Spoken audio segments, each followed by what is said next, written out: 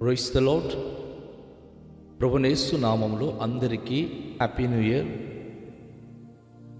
దేవుని యొక్క కృపను బట్టి గడిచిన సంవత్సరం అంతా కూడా దేవుడు తన రెక్కల చాటున భద్రపరిచి 2024 సంవత్సరంలో తన అద్భుత కార్యాలు మన జీవితంలో జరిగించి ఉన్నాడు. అందును బట్టి దేవునికి మహిమ ఘనత ప్రభావములు చెల్లించుకొనుచున్నాను. ఈ దినము యేసయ్య మాట వినడానికి ప్రేమతోనే మిమ్మల్ని ఆహ్వానిస్తున్నాను. ప్రియులారా, మార్కు సువార్త 1వ అధ్యాయం 27 నుండి 34 వచనాలు ఈ దినం మనము ధ్యానించబోతున్నాం. అందులో అందరూ విస్మయముంది, ఇదేమిటో, ఇది క్రొత్త బోధగా ఉన్నదే, ఈయన అధికారముతో అపవిత్రాత్మలకు ఆజ్ఞాపింపగా అవి ఆయనకు లోబడుచున్నవని ఒకరితో ఒకడు చెప్పుకొనిది. వెంటనే ఆయనను గూర్చిన సమాచారము త్వరలో గలిలయ ప్రాంతమందంతటా వ్యాపించెను. వెంటనే వారు సమాజ మందిరముల నుండి వెళ్ళి యాకోబుతోనూ యోహానుతోనూ సీమోను ఆంద్రెయ అనువారి ఇంట ప్రవేశించిరి. సీమోను అత్త జ్వరముతో పడి ఉండగా వెంటనే వారు ఆమెను గూర్చి ఆయనతో చెప్పిరి. ఆయన ఆమె దగ్గరకు వచ్చి చేయి పట్టి ఆమెను లేవనెత్తెను. అంతటా జ్వరము ఆమెను వదిలేను గనుక ఆమె వారికి ఉపచారము చేయసాగెను.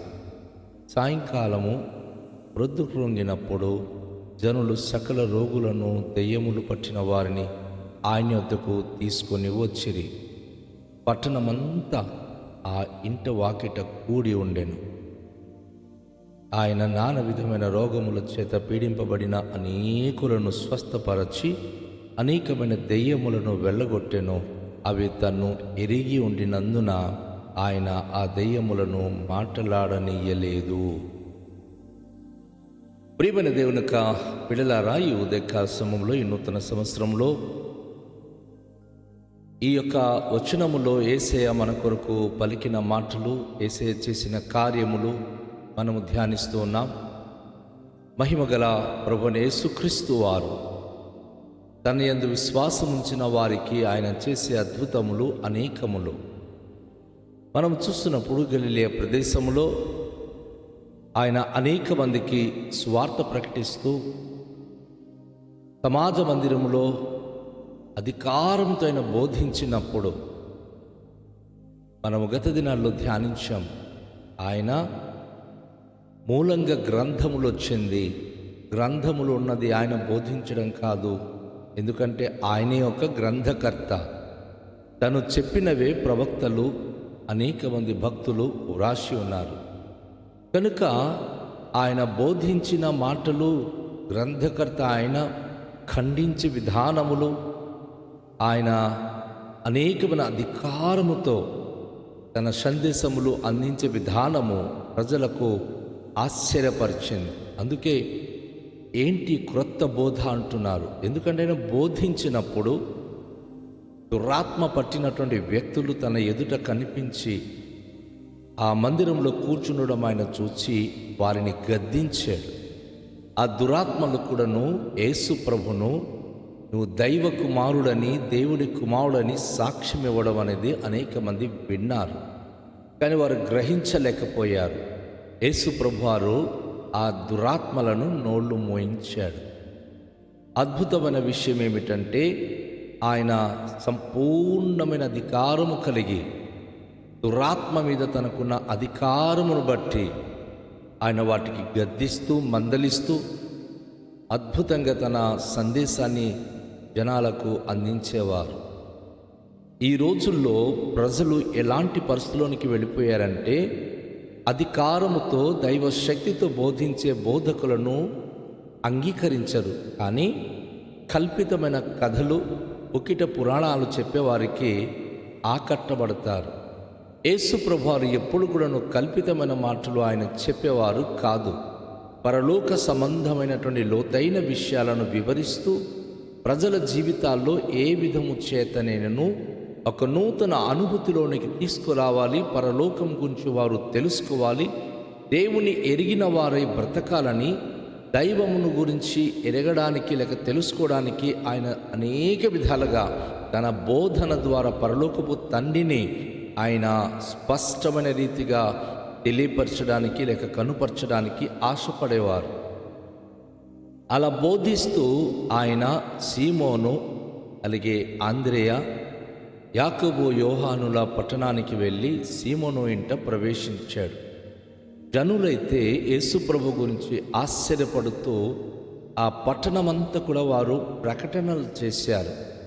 ఇదిగో నజరేతుడైన యేసుప్రభు వారు అద్భుతంగా తన బోధన ద్వారా, తన అధికారము ద్వారా దురాత్మలను వెళ్ళగొడుతున్నాడు అని ఆ మాట దేశములో ప్రజలలో ప్రకటించబడినప్పుడు యేసుప్రభు వారు ఎక్కడుంటే జనసమూహము అక్కడికి ప్రవాహంగా రావటం అనేది జరిగింది. ఈయన సీమోను పేతురు వారి ఆంధ్రే వాళ్ళ ఇంటికి వెళ్ళినప్పుడు సీమోను గారి యొక్క అత్తగారు విపరీతమైన జ్వరంతో ఆమె పీడించబడి పడు ఉన్నది. ఈయన దగ్గరికి వెళ్ళి చూసి తన జ్వరాన్ని బట్టి తనను మాట్లాడుతూ, అమ్మా నీకు జ్వరమా అని. సాధారణంగా జ్వరం పట్టిన వారికి వైద్యులు కానీ లేకపోతే ఎవరైనా చూడాలని కూడా వారి చేతులు ముడతారు. ఆ చేతులలో పల్స్ రేట్ ఎలా ఉంది, అసలు ఏ విధంగా ఎంత ఫీవర్ ఉంది అనేది వారు చూస్తూ మాట్లాడుతూ ఉంటారు. యేసుప్రభు వారు ఆమె చేయి ముట్టిన వెంటనే ఆమె జ్వరము ఒక్కసారిగా వదిలిపోయింది, ఆమె స్వస్థత పొందింది. యేసుప్రభు తన గురించి ఏమీ చేయలేదు. తన చేతి స్పర్శతతో సీమోను అత్త శరీరములో ఉన్న జ్వరాన్ని, వేడిమిని తగ్గిపోయి ఆమె సంపూర్ణ ఆరోగ్యం పొందింది. దాన్ని బట్టి ఆమె లేచి వారికి ఉపచారము చేయడం ప్రారంభించింది, వారి సేవ చేయడం ప్రారంభించింది. ఆ రాత్రి వారు బస చేసినప్పుడు అనేక విధాలుగా వారికి ఆహార పదార్థాలు ఆమె సిద్ధపరిచింది. పిల్లరా, చాలాసార్లు మన బాగులేదని దైవిక కార్యక్రమానికి మనము సరిగ్గా సహకరించము, ముందుకు వెళ్ళము. కానీ ఎలాంటి పరిస్థితుల్లో అయినా సరే దేవుని సన్నిధికి వచ్చినప్పుడు దేవుని యొక్క తాకిడి, దేవుని యొక్క స్పర్శతతో ఎలాంటి రోగి అయినా సరే బాగుపడుతున్నారు. విశ్వసించాలి. దాని ద్వారా మాత్రమే మన జీవితంలో అద్భుత అనుభూతులు మనము పొందగలము.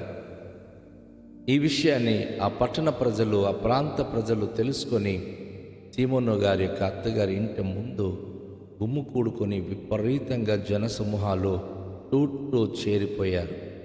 కేవలం తననే బాగు చేయడం కాదు కానీ ఇక రకరకాల రోగులు యేసుప్రభు వారి చుట్టూ సమకూడడం అనేది విశేషం. ఎవరికి ఏ బాధ ఉన్నా ఆ ప్రాంతంలో ఇదిగో పలానా చోట బోధకుడు ఉన్నాడు, ఆయన మాట్లాడుతుంటే ఆ మాటలో శక్తి ఉంది, రండి చూద్దాం అని చెప్పి జనులు ఒకరినొకరు పిలుచుకొని ఆ ఇంటి వాకిట విపరీతమైన జనసమూహము కూడుకున్నారు. ఆయన నానా విధమైన రోగముల చేత పీడించబడుతున్న అనేకులకు స్వస్థపరిచి అనేకమైన దెయ్యములను వెళ్ళగొట్టెను. అద్భుతమైన విషయం ఏంటంటే రోగాలు ఆయన స్వస్థపరచడమే కాకుండా దెయ్యాలు వెళ్ళగొడుతున్నాడు. నా ప్రియ సహోదరి సహోదరుడా, బైబిల్ అపోస్తలుడైన పౌలు అంటున్నాడు, మరి అనేక మంది అవిశ్వాసులైన వారికి యుగ సంబంధమైన దేవత వారి అవిశ్వాసులైన వారికి మనోనేత్రములకు గ్రుడ్డితనము కలుగచేసింది కనుక వారు గ్రహించలేకపోతున్నారు, దేవుని దైవత్వాన్ని పోల్చలేకపోతున్నారు. నా ప్రియ సహోదరి, నా ప్రియ సహోదరుడా, ఈ నూతన సంవత్సరంలో అడుగుపెట్టి ఉన్నాం. నిజమైన దేవుడు ఎవరు అనేది గ్రహిద్దాం, గమనించుదాం. మన ఏ దేవదేవతలకైతే కొలుస్తున్నామో, పూజిస్తున్నామో, నా భారతీయులారా, ఆ దేవి దేవతలు యేసు ప్రభును ఎరిగి ఉన్నారు. యేసు ప్రభు దేవుడని వాటికి తెలుసు. చాలా సంవత్సరాల క్రిందట ఒక గ్రామంలో నేను సువార్త ప్రకటిస్తూ ఉంటే ఆ గ్రామస్తులందరూ కూడాను నా సువార్త అయిపోయిన తర్వాత ఒక ఇంటి దగ్గర కూర్చొని వారు చిన్న ఆతిథ్యం ఇస్తుంటే కూర్చున్నాను. ఆ ప్రక్క ఇంట మరి ఆ ఊర్లో ఉన్నటువంటి ఎంతమంది అయితే ఈ అమ్మోరికి మొరుకుతుంటారో, సేవ చేస్తుంటారో వారు కూడుకొని మొక్కించారు, ఈయన బోధిస్తున్న యేసు ఎవరు అని. విచిత్రం ఏమిటంటే వారి మీద ఆ దేవతలు వాలి ఆయన జోలికి పోవద్దు, ఆయన సర్వశక్తివంతుని దేవుని సేవకుడు, మీరు ఆయన జోలికి పోవడం మీకే నష్టము. మీరందరూ నమ్ముకోవాల్సి వస్తుంది. ఆయనకి విడిచిపెడితే మీరు నమ్ముకోకుండా ఉంటారు, ఆయనకు వదిలేయండి అని చెప్పడంతో అందరూ లేచి వెళ్ళిపోయారు. నా ఊసుకి ఎవరు రాలేదు. అప్పటి నుంచి మౌనం అయిపోయారు. దేవుని కృపను బట్టి ఆ ఊళ్ళో ఒక సంఘం ఏర్పడింది. అవునండి, మనుషులు దేవుని ఎరగలేకపోతున్నారు, కానీ దెయ్యాలు యేసును ఎరిగి అది గట్టిగా కేకలు వేస్తుంది. అందుకే దేవుడు తన దానియేలు ప్రవక్త ద్వారా ఒక మాట రాయించాడు. తమ దేవుని నెరిగి వారు బలము కలిగి గొప్ప కార్యములు చేయుదురు. యేసు ప్రభు ఆ రోజు గొప్ప కార్యములు చేసి అనేక మంది రోగాలు బాగు చేసి అనేక దెయ్యాలు వెళ్ళగొట్టి దేవుని నామానికి మహిమకరంగా ఆయన జీవించాడు. ఈ 2025 సంవత్సరం నా ప్రియ సహోదరి, నా ప్రియ సహోదరుడా, నీ దేవుని ఎరిగిన బిడగా జీవించడానికి ఇష్టపడుతున్నావా? లేక యుగ సంబంధమైన దేవతలు నీ కంటికి గురుడితనం చేస్తే ఆ గురుడితనంలోనే జీవించాలనుకుంటున్నావా?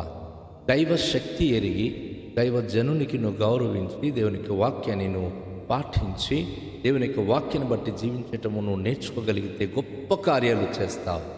లేదు, అపవాది సాతాను యొక్క ఆలోచనలు, అపవాది సాతానుడు నీ మనసును, నీ కళ్ళును మూసినప్పుడు సన్నిధికి వెళ్ళకపోవడం, ప్రార్థన చేయకపోవడం, వాక్యం వినకపోవడం, సేవకునికి ఎదురు తిరగడం, దేవుని సేవ విషయంలో వెనకంజు వేయడం చేసావనుకోండి, నువ్వు నీ జీవితంలో చాలా పనిష్మెంట్ పొందుతావు. ఎందుకంటే ఎవరైతే అపవాది సాతానుకు లోబడుతున్నారో, బైబిల్లో ఒక మాట ఉంది, నిబంధన అతిక్రమించు వారికి అతడు వశపరుచుకుంటున్నాడు. సాతానుడు ఎవరైతే దేవుని యొక్క వాక్యాన్ని వినకుండా దేవుని నిబంధన అతిక్రమిస్తున్నాడు, అలాంటి వారికి వాడు వశపరుచుకుంటున్నాడు.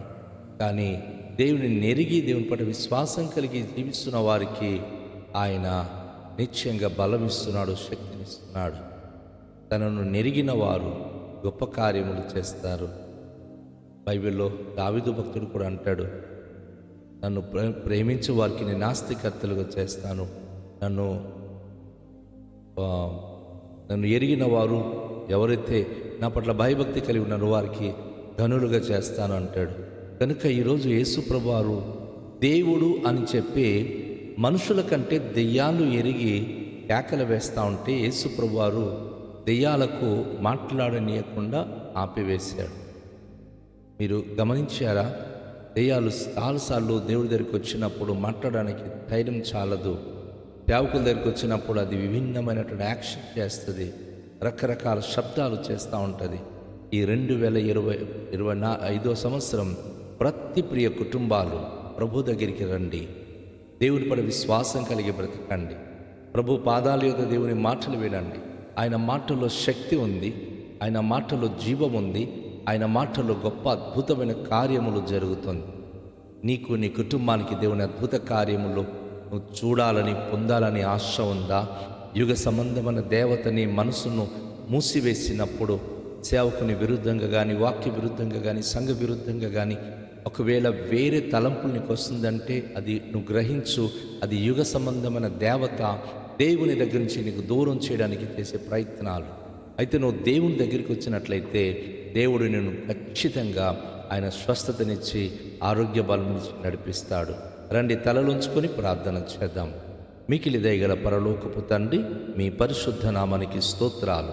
ఈ నూతన సంవత్సరంలో అడుగుపెట్టి ఉంటుండగా మేము మీ వద్ద ఉండాలని ఆశపడుతున్నాం, మీతో ఉండాలని, నీ మాటలు వినాలని ఆశపడుతున్నాం. ప్రతి ప్రియ కుటుంబాలకు మేము నెరిగిన వారే జీవించే భాగ్యం అనుగ్రహించుమని దేవా, మీ యొక్క బలము శక్తి అనుగ్రహించుమని. దెయ్యాలు మిమ్మల్ని ఎరిగి అది మాట్లాడకుండా మౌనం అయిపోయి ప్రభా, నేను అది చీకట్లు సంచరిస్తుంది, కానీ మిమ్మల్ని ఎరిగిన వారికి మీరు బలపరిచి ప్రభు శక్తినిచ్చి వారికి ప్రభు బలమైన కార్యములు చేసే సామర్థ్యత ఇచ్చే దేవుడు.